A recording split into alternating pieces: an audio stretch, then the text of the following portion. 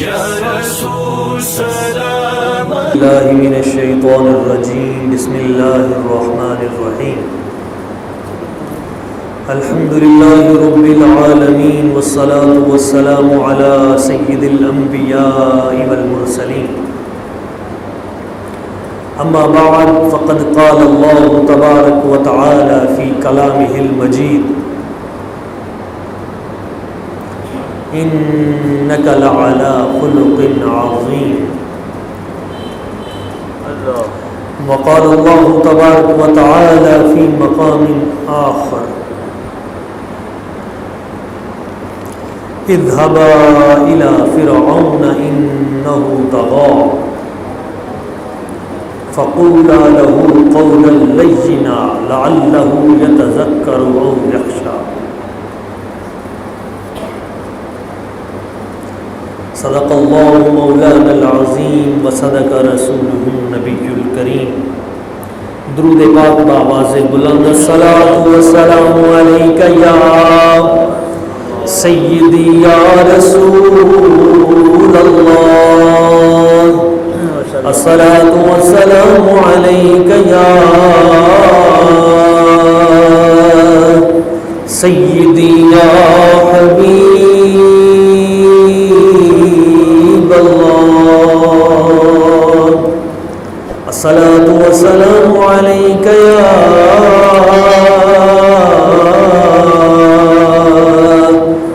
خاتم النبیین وعلى آلك واصحابك يا محبوب رب العالمین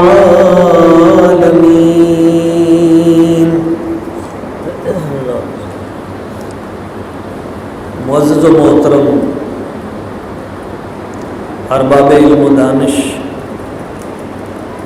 اصحاب عشق و محبت، عاشقان رسول، فاضل جلیل عالم نبیل حضرت قبلہ الحاج الحافظ القاری نظر محمد صاحب توگیروی اور دیگر جمیع محبین مصطفیٰ کریم، اللہ کریم کی بارگاہ قدس میں دعا ہے وہ ذات لم یزل آج کے ہمارے اس خطبہ جمعۃ المبارک کو اپنی بارگاہ میں شرف قبولیت عطا فرمائے۔ نبی اکرم صلی اللہ علیہ وآلہ وسلم حضور اس دنیا میں تشریف لائے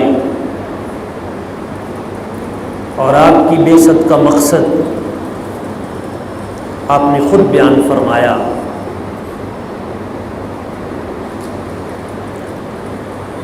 آج کے اس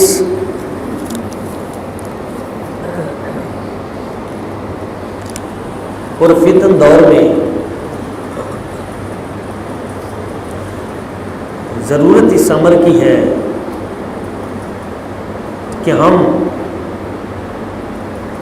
منہج نبوت کے مطابق اپنے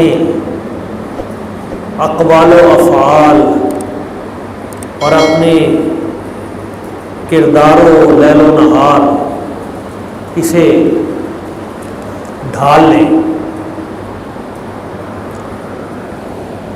آج کا ہمارا موضوع ہے اصلاح انسانیت اخلاقیات کے ساتھ۔ لوگوں کی اصلاح کریں مگر اخلاق حسنہ کے ساتھ۔ اللہ کریم نے قرآن مجید میں ارشاد فرمایا ادعو الی سبیل ربک بالحکمت والموعظۃ الحسنہ، اپنے رب کے راستے کی طرف بلاؤ، دعوت دو لوگوں کو رب کی طرف،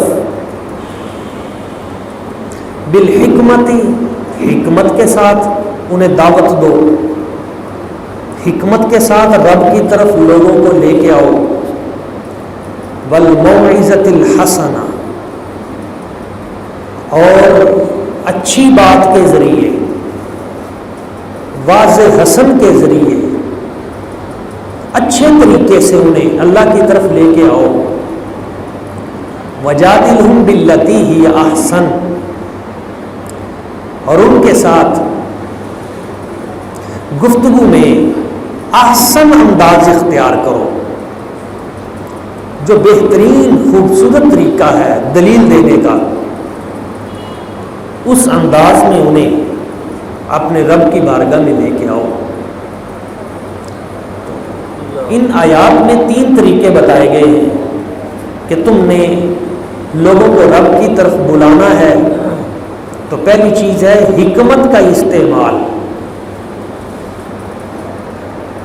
حکمت نہیں ہوگی تو ساری کی ساری محنت ضائع کر بیٹھو گے،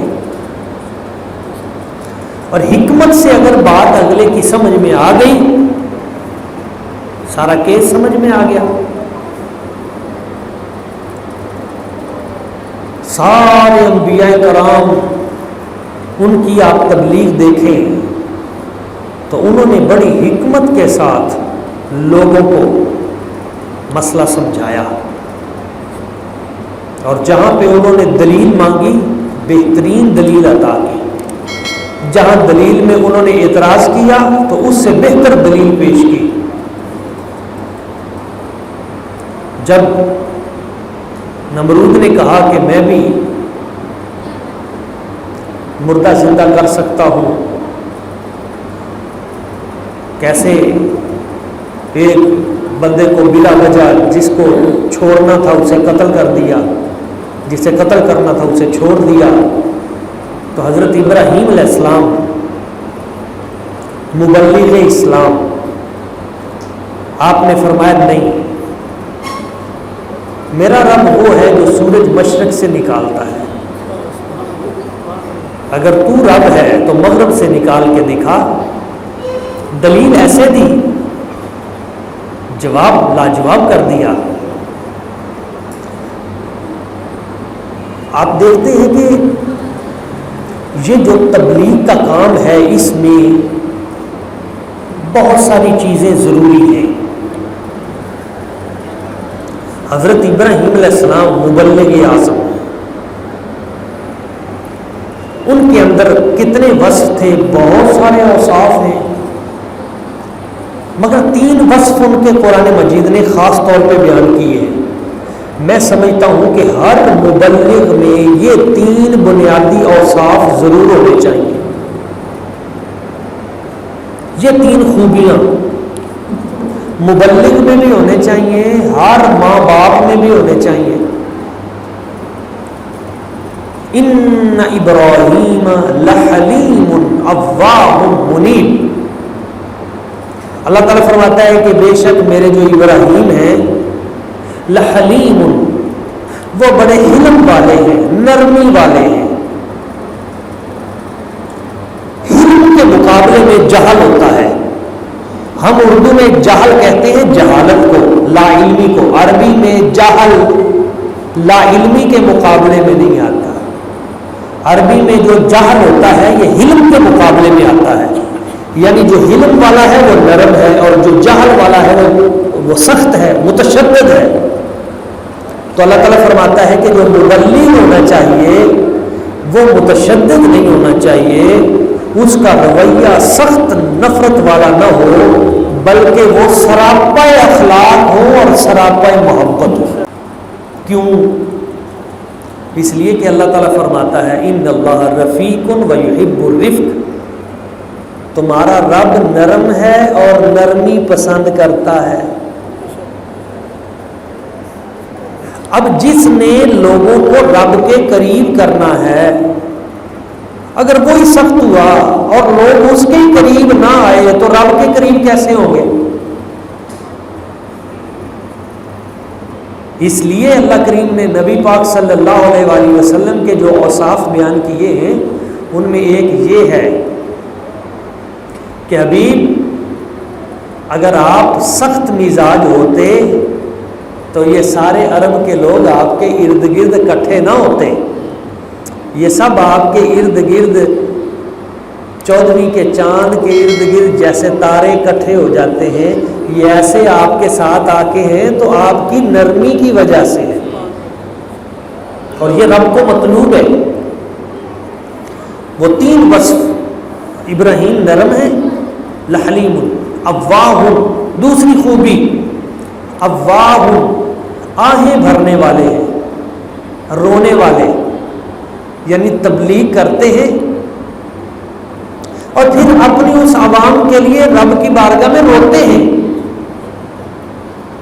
یہ نہیں کہ لوگوں کو واضح نصیحت کر دی، نماز پڑھو، روزہ رکھو، حج کرو، زکوٰۃ دو، یہ کرو یہ کرو، بس بات نہیں ختم، نہیں، لوگوں کو سمجھاتے ہیں۔ جب تنہائی میں جاتے ہیں تو رب کی بارگاہ میں سجدہ کر کے کہتے ہیں یا اللہ جو میں نے کرنا تھا کر دیا، اب تقدیر بدلنا تیرا کام ہے، ان کے دلوں کو تو بدل دے۔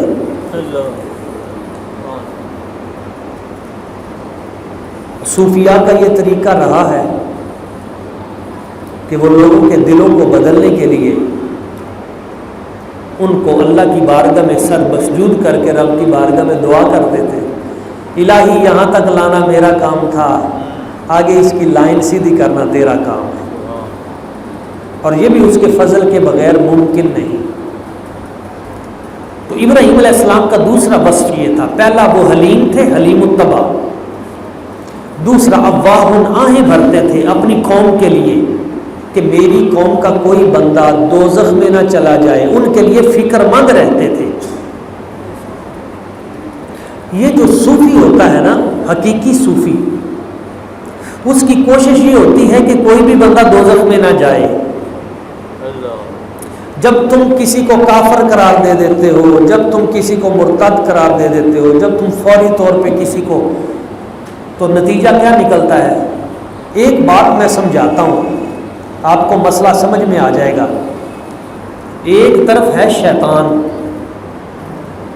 اور ایک طرف ہے مبلغ اسلام۔ شیطان بھی بندے پہ کوشش کر رہا ہے اور مبلغ بھی بندے پہ کوشش کر رہا ہے۔ شیطان کی کوشش ہے اسے میں دوزخ میں ڈال دوں، مبلغ کی کوشش ہے اسے میں جنت میں لے کے جاؤں۔ اب اگر آپ نے اس کو چھوٹی موٹی اس کی غلطی پہ اسے ویسے ہی دائرہ اسلام سے خارج کر دیا تو کامیاب کون ہوا؟ شیطان کامیاب ہوا یا آپ کامیاب ہوئے؟ شیطان ہی کامیاب ہوا نا، کیونکہ وہ تو یہ چاہتا ہے کہ میری تعداد بڑھے، ادھر سے آپ نے مایوس کر دیا، ادھر سے اس نے پکڑ کے اسے دوزخ میں ڈال دیا۔ اور آج کل تو ٹرینڈ چل پڑا ہے کہ آدھے بندے جو ہے نا عالم اسلام کے، وہ ناسبی بنا دو کہ تمہارے اندر اہل بیت کی جو بغض ہے اس وجہ سے تم دوزخی بن گئے، آدھے بندے ان کو یزیدی بنا دو،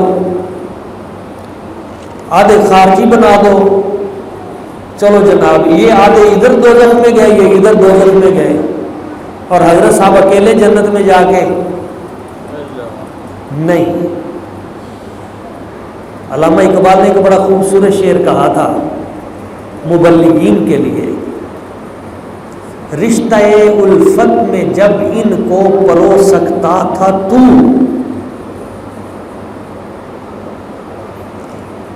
رشتہ الفت میں جب ان کو پرو سکتا تھا تو، پھر پریشاں کیوں تیری تسبیح کے دانے رہے۔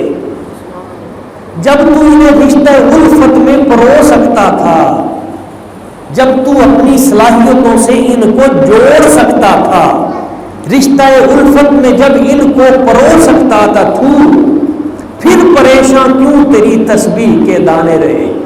پھر یہ تیری امت کی جو تسبیح ہے اس کے دانے کوئی ادھر بکھرا پڑا ہے، کوئی ادھر بکھرا پڑا ہے، کوئی ادھر جا رہا ہے، پھر تو کیسا مبلغ ہے؟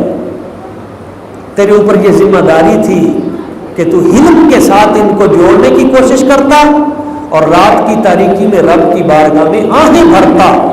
ابراہیم لحلیم، علم والے بھی تھے، اواہ، اور آہیں بھرنے والے بھی تھے.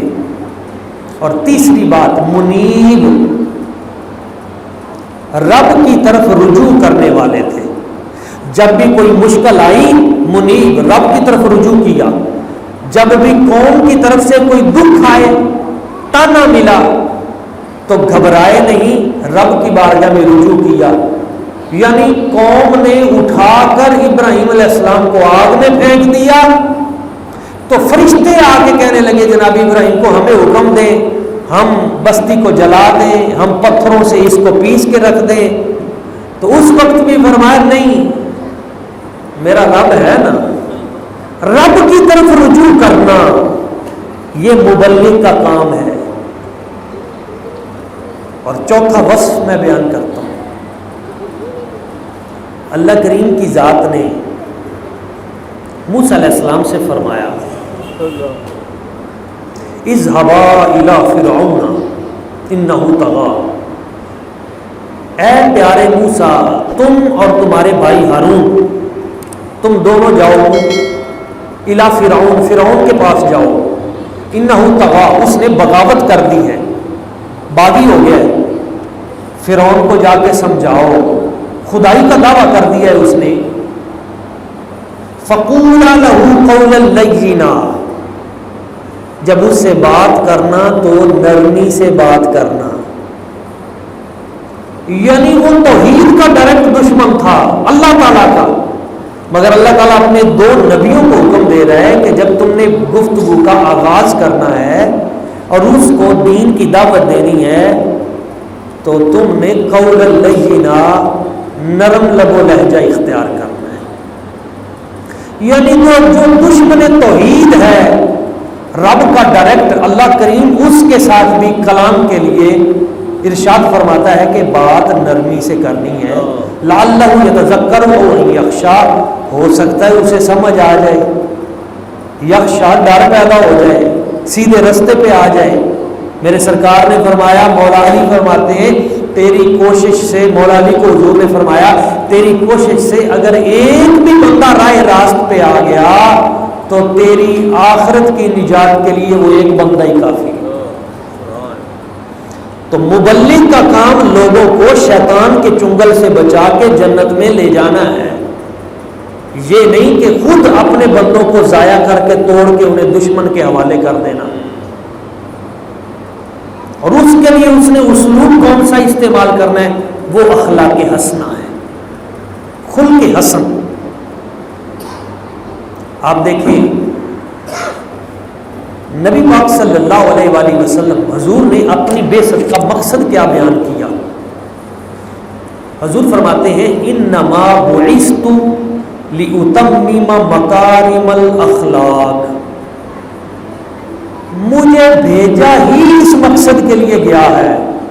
ایک ہی میری آمد کا مقصد ہے، بہت سے مقاصد ہیں لیکن اس جگہ پہ فرمایا خاص الخاص میری آمد کا جو مقصد ہے دنیا میں وہ یہ ہے کہ میں مکارم اخلاق کو مکمل کر دوں، اخلاقیات کا چیپٹر مکمل کر دوں، اعلیٰ سے اعلیٰ اخلاقیات کا نمونہ میں بن کے دکھا دوں.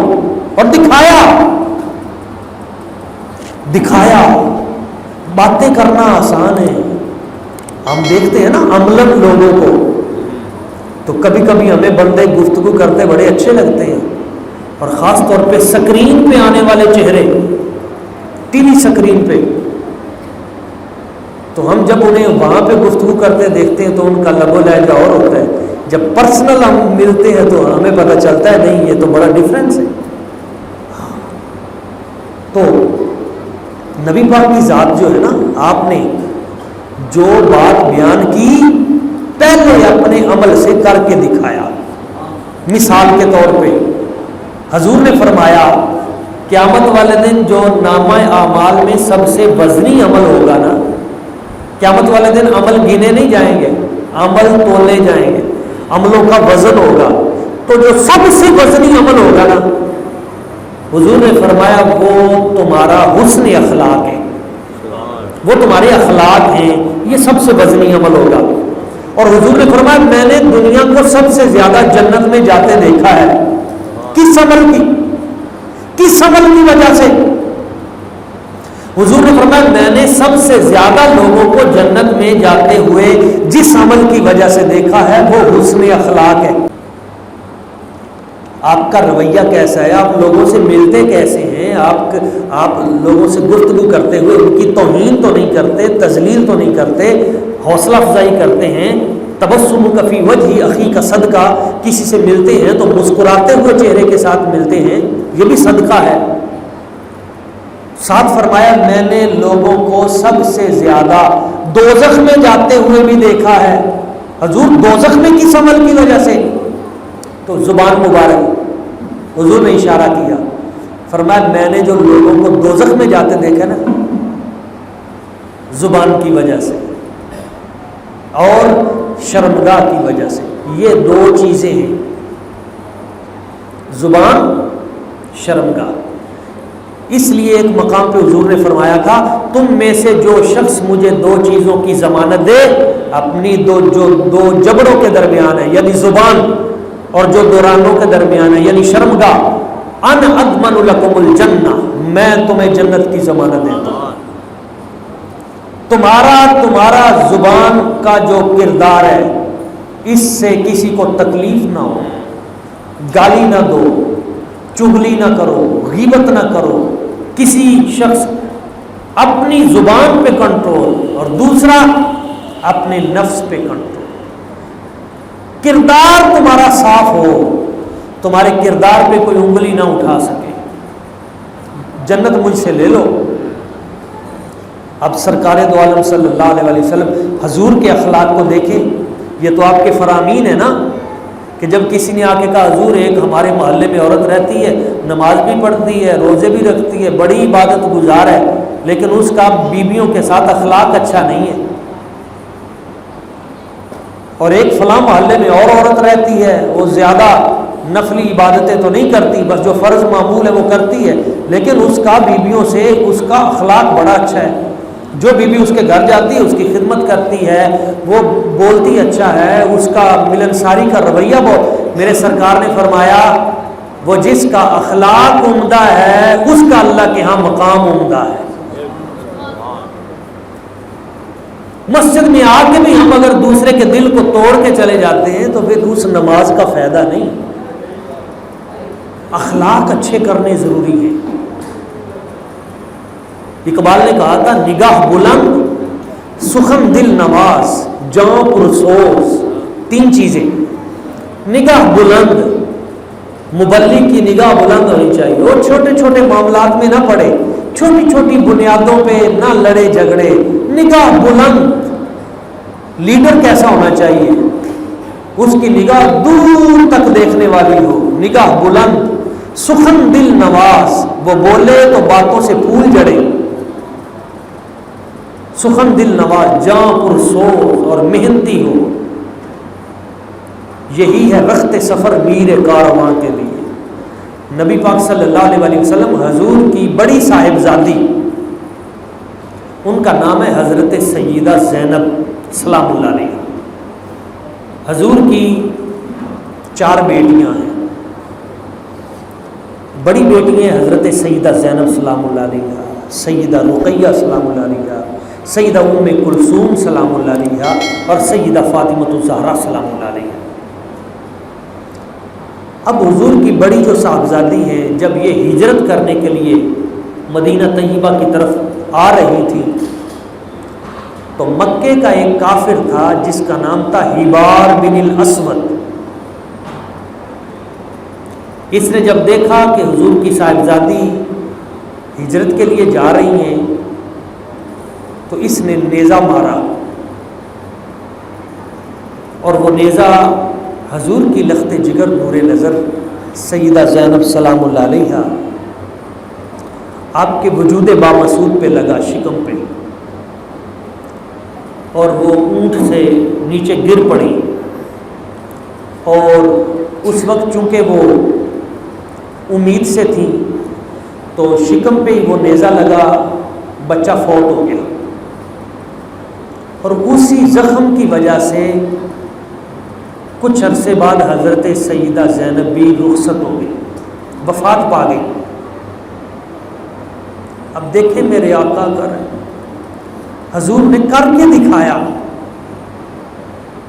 جب سرکار نے مکہ فتح کیا نا، اب بیٹیوں کے ساتھ بندے کا رشتہ کتنا نازک ہوتا ہے۔ سیدہ خدیجۃ الکبریٰ کی نشانی، میرے آقا کی لخت جگر حضرت زینب، حضور نے انہیں دفن کیا، تدفین کیا۔ بعد میں جب سرکار نے مکہ فتح کیا نا،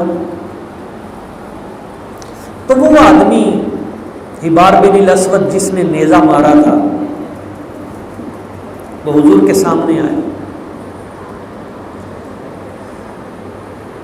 جب میرے آقا نے سب کو معاف کیا نا، تو وہ بھی آیا اور اس نے آ کے کہا کہ میرا تو جرم بہت بڑا ہے،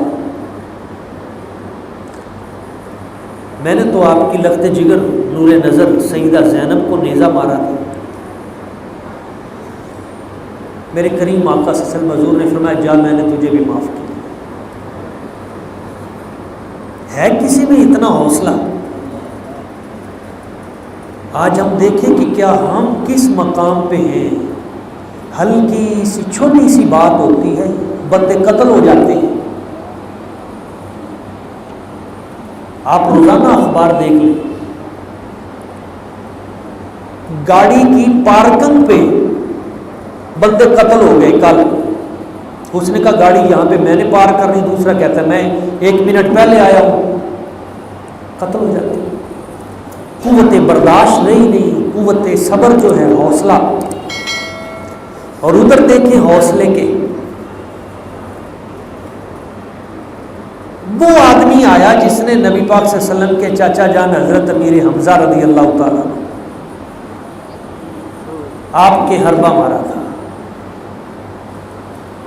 یعنی دیکھیں حضور کو اپنے چاچا سے اتنی محبت تھی کہ ان کا کلیجہ نکالا گیا، جسم کے ٹکڑے ٹکڑے کیے گئے۔ تو نبی پاک صلی اللہ علیہ وآلہ وسلم حضور اشک بہاتے ہیں اور بیویوں کو کہتے ہیں تم اپنے رشتہ داروں پہ تو روتی ہو، میرے چاچے پہ بھی رو۔ حمزہ جیسا شیر رب کی بارگاہ میں چلا گیا، حضور روتے ہیں۔ حضرت امیر حمزہ رضی اللہ تعالیٰ ان کا قاتل جب نبی پاک صلی اللہ علیہ وسلم کے سامنے آیا، میرے لیے بھی کوئی گنجائش ہے؟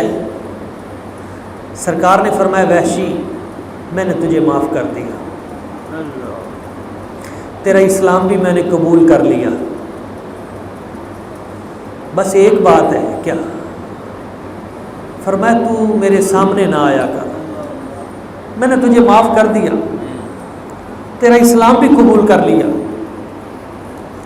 جب تو میرے سامنے آتا ہے مجھے اپنا چاچا یاد آ جاتا ہے، مجھے اس کی وہ جو کیفیت تھی وہ میرے سامنے آ جاتی ہے کہ میرے چاچا کے ساتھ کیا ہوا تھا۔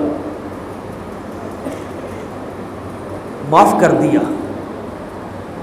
اوجڑیاں رکھنے والے، رستے میں کانٹے بچھانے والے، ظلم و ستم کے پہاڑ توڑنے والے، میرے سرکار نے فرمایا لا تثریب علیکم اليوم واذهبوا وانتم الطلقاء، آج میں تم سے وہ بات کہتا ہوں جو میرے بھائی یوسف علیہ السلام نے اپنے بھائیوں سے کہی تھی۔ کیا کہی تھی؟ جب بھائیوں نے حضرت یوسف علیہ السلام کو کنویں میں گرایا، تکلیفیں دی، چند درموں کے عوض بیچا، اور پھر کچھ سالوں بعد جب اسی بھائی کے در پہ گندم لینے کے لیے گئے اور پھر پہچانے گئے، تو حضرت یوسف علیہ السلام نے پتہ کیا کیا؟ اپنے بھائیوں کو فرمایا جاؤ میں نے تم سب کو رب کی رضا کے لیے معاف کر دیا۔ صرف معاف نہیں کیا، حضرت یوسف علیہ السلام نے اپنے ان بھائیوں کے لیے مصر میں ہر بھائی کے لیے الگ کوٹھی بنوائی، اور ان کے بچوں کے لیے آپ نے اپنی ذاتی جو آپ کی کمائی تھی اس میں سے ان کو فنڈ جاری کیے، اور ساری زندگی یوسف علیہ السلام اپنے گھر سے ان کے لیے گندم اور دیگر تمام چیزیں بھیجتے رہے۔ کیا خوبصورت پیغام ہے!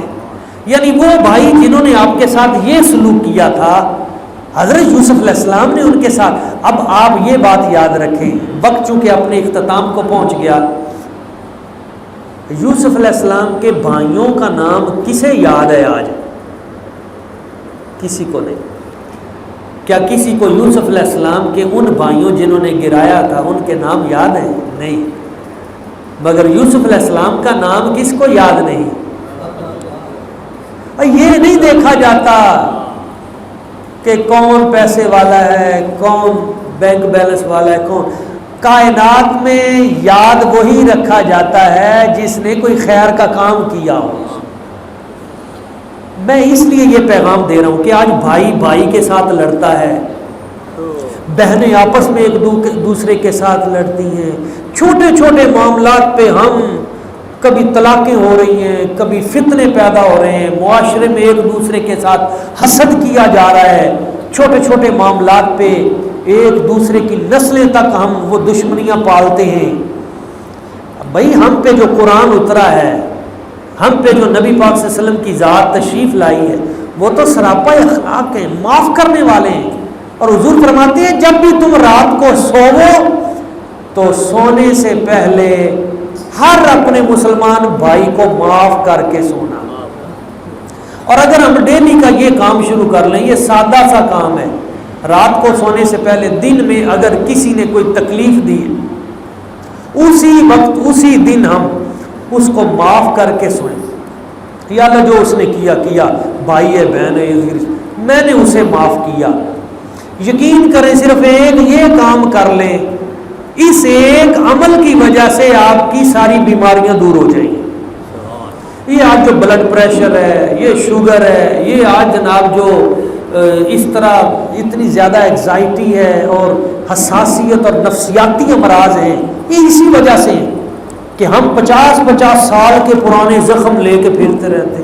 اس بندے نے 50 سال پہلے ایک بار مجھے یہ کہا تھا، دل پہ لے کے بیٹھے ہیں، تو دل کو بیچارے کو ہارٹ اٹیک نہ ہو تو اور کیا ہو.